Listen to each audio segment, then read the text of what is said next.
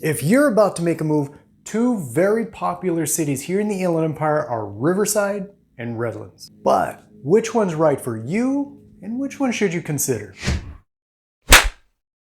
Hey, Jose here, your SoCal Realtor. If you're thinking about buying or selling a home, do not hesitate to reach out. My team and I, we are here and ready to help you with your real estate needs. Okay, so let's get to it. Let's talk about Riverside versus Redlands. Okay then, on with the show. Like I said at the beginning, these are two of the, honestly, probably a couple of the more popular cities here in the Inland Empire. They're only about 20, maybe 30 minutes apart from each other. I will say though that both do offer great freeway access. In Riverside, you have the 215 freeway, the 91 freeway, as well as the 60 freeway. In Redlands, you have the 10 freeway and the 210 freeway. Although really it's probably only really the 10 freeway that's here in Redlands, because the 210 freeway, while it does go through Redlands, it really just, it kind of dead ends at the 10 freeway in Redlands. From a size perspective, Riverside, it really does dwarf Redlands. I mean, Riverside is just over 81 square miles big with a population of about 316,000 people, where Redlands, though, it's just over 36 square miles with a population of about 73,000 people. Yeah, definitely a little difference in size. Now, if you do have children, then it's probably safe to assume that schools are something that's important to you, or important to you and your family. If you look here, you can see that on an overall basis, the schools here in Riverside received good grades from niche.com. I mean, they were given a B+, which is it's a very respectable grade. And here, you can see that some of the schools that are here in Riverside received really good grades. As for Redlands, the overall grade given to the schools here, it's just a little bit higher. They did receive an A. And, well, just like with Riverside, Redlands also has schools that receive some really good grades. Not to mention, if your kids are planning to stay local while going to college, both cities actually have some really good options for you on that. I mean, first of all, in Riverside, you have UC Riverside, one of 9 colleges in the UC school system, and ranks very well among national universities. In fact, according to US News and World Report, they ranked UC Riverside at number 76 nationwide. In Redlands, though, you have the University of Redlands, another very respected school. Also, according to US News and World Report, they ranked the University of Redlands at number 7 out of 120 regional universities west. So whether you're looking for a good K-12 school or a good college or both, in my opinion anyway, I think both cities, they do a pretty good job of both of those. But as I was talking about earlier though, again, Riverside being just a much bigger city than Redlands, with that does come some pretty obvious differences, such as, first of all, the shopping opportunities. First of all, the obvious, I mean, Riverside has a shopping mall, something that Redlands doesn't have. And here in Riverside, you have the Galleria Tyler shopping mall with tons of shopping and restaurants here. But there's also a few other smaller shopping centers here in Riverside, such as you have the Heritage Plaza, you have the Canyon Crest Town Center, and the Mission Grove Shopping Center. And just being totally honest with you, with Redlands being just quite a bit smaller than Riverside, there really aren't at least as many shopping centers that are here. Although there has been quite a bit of growth with that here in the last few years. Currently at this point, from a shopping center standpoint, you have the Citrus Plaza and the Mountain Grove Shopping Center. Both have really nice shopping and dining options here. Now, both Riverside and Redlands do have a downtown area, and both, at least in my opinion anyway, but both are really nice. They both have shopping and dining and amenities, the things to do that are here. It's just that, I will say though, the downtown in Riverside, it is a little bit bigger. I mean, in terms of square footage, in terms of just the number of dining and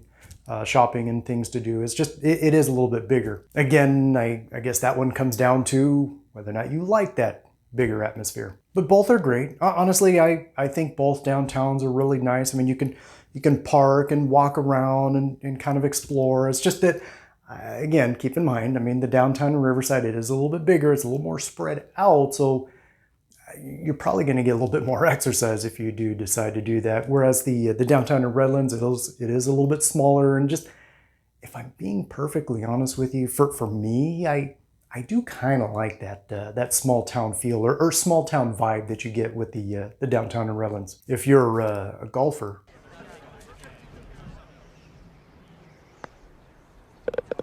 Yeah! There you go. Good shot.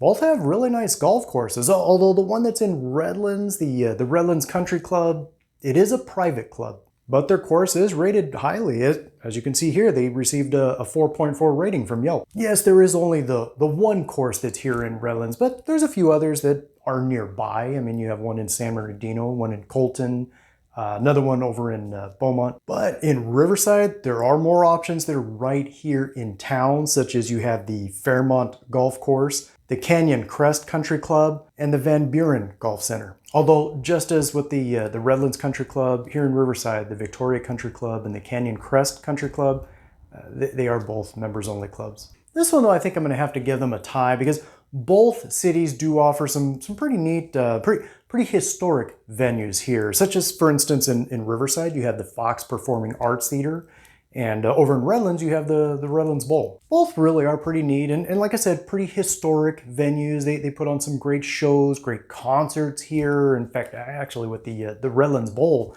every summer, they put on a free summer concert series here. Now, obviously with Riverside just being a larger city, there's more room for businesses, more room for opportunity for employers to reside there. But honestly, both cities do have their fair share of job opportunities. In fact, with Redlands, some of the larger employers here, you have ESRI. Oh, sorry, full disclosure. I mean, I'm hoping I'm saying their name correctly. I mean, if I'm not, it's probably pretty obvious. I don't know for sure how you say it, if it's ESRI or ESRI or.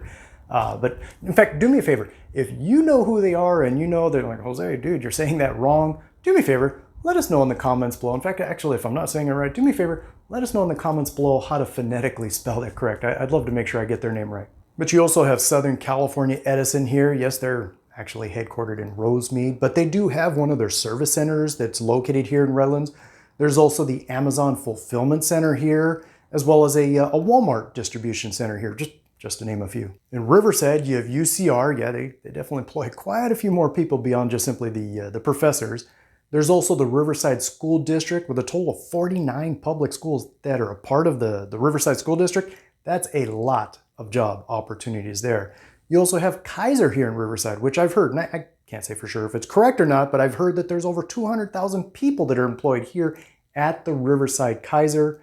You also have Canon Air Filters, which is headquartered here in Riverside. And there's also an Amazon Fulfillment Center here too. Yeah, it probably shouldn't come as a surprise that Amazon's in both cities. I mean, isn't Amazon like everywhere these days? Pretty much, yeah. Interestingly though, both Riverside and Redlands have some more historic homes. I mean, there's homes in both cities that date as far back as the early 1900s. They're not all old. I mean, there are homes that are much newer though. Now, according to niche.com, the average home in Riverside is right about $485,000. I have to disagree with that though, because when looking at historical sales prices over the last, I'm going to say the last 3 to 6 months, I would say that the average home value or sales price for Riverside, and I'm talking about the entire city as a whole, but the average sales price or home value for Riverside is really probably more around $600,000 to maybe the mid $600,000 range. With Riverside, you have quite a few different neighborhoods that make up the city of Riverside. And in fact, actually, some of these neighborhoods, they have a bigger population, more people living there than a few entire cities in the Inland Empire. But the neighborhoods that are here, they offer different property types. They offer different experiences, for living there, as well as different home prices too. First of all, you have La Sierra, that's all the way down on the far west side of the city, but you have the La Sierra University located here. The World Museum of History is also here.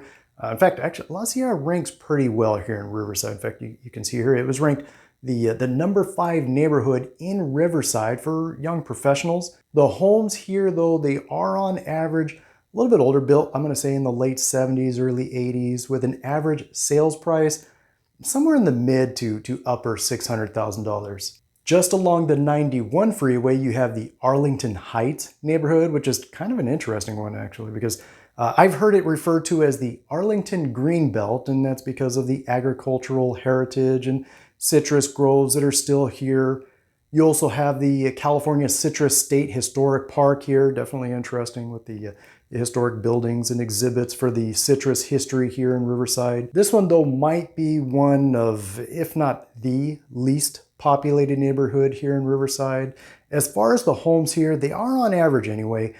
They are a little bit older than with most of them. They're built between the 1940s, I'm going to say up until like the 1970s, with an average sales price of just over $1 million. Howard and Hills, one of my favorites anyway here in Riverside, but in fact, actually you can see here, they were ranked number 6 in Riverside to raise a family. But Howard and Hills is primarily all residential. You aren't going to find any of Riverside's shopping centers here. The homes that are here are all pretty much built. I'm going to say most are all built like in the 70s, 80s, 90s. Really nice homes, but the average sales price here, it is also just over $1 million. Another one that's one of the older neighborhoods here in Riverside is the Wood Streets.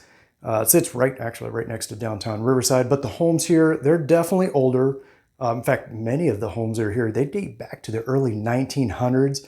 With the newer homes here, they're not very new either. They're built more, I'm going to say, like the 50s, 60s. So it is an older neighborhood.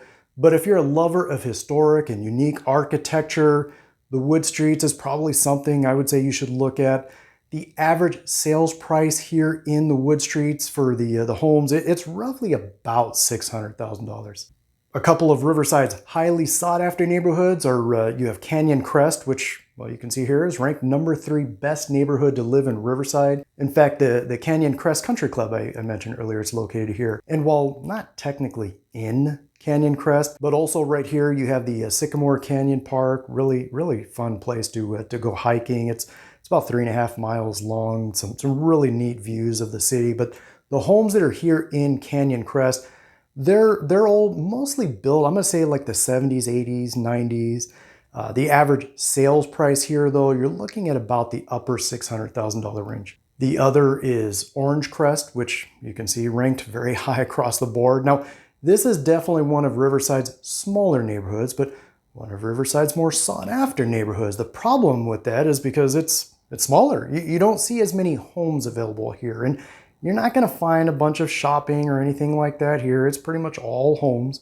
The homes, they're really pretty similar to what you're going to find in Canyon Crest, meaning they're all built like 70s through the 90s also.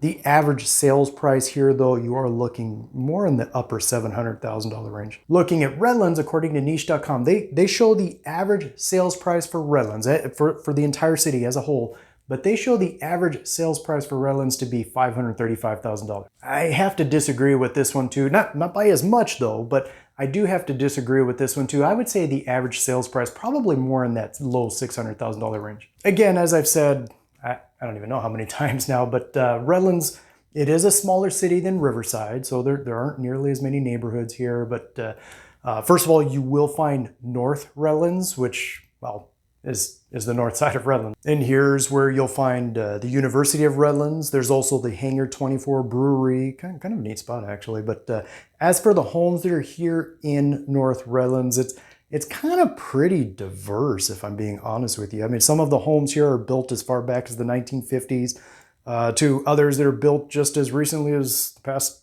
5 or 10 years. But because it is so diverse, both in age as well as the size of the homes that are here, it is a little tough to really narrow it down. But I would say you're looking at probably an average sales price of here of roughly around $600,000. There's also the Smiley Park Historic District. In fact, actually, this is where the Redlands Bowl I was talking about earlier. It's located here. But in many ways, this is it's a neighborhood that's very similar to the Wood Streets that I was talking about in Riverside, with most of the homes here that date back as far as the early 1900s. But the average sales price here, you're looking at more in the upper $500,000. South Redlands is a really nice area here in Redlands. Not a lot of shopping here. Most of that shopping actually you're going to find up on the northern side toward the 10 freeway there. But the homes that are here, they're really nice. Similar to North Redlands, the homes here are pretty diverse though. Some dating as far back as the 1940s, with some of the newer ones built more in the 1990s.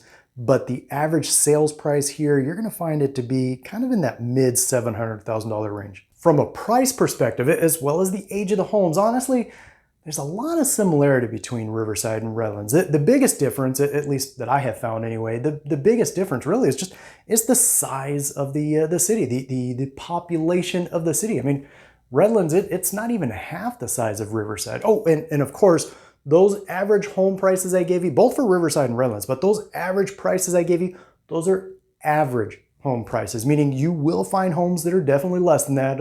You'll also find homes that are more than that. And of course, that's as of the recording of this video. There's obviously a few factors that you're going to want to consider if you are deciding between Riverside and Redlands. I think one of the bigger factors there that really comes down to, are you more of a big city person, or are you more of a small city person? Of course, if you do have any questions at all, or if you are thinking about buying or selling a home in Riverside, Redlands, or just anywhere in the Inland Empire, my contact information is below. Feel free to reach out. Otherwise, until then, we'll catch you on the next one.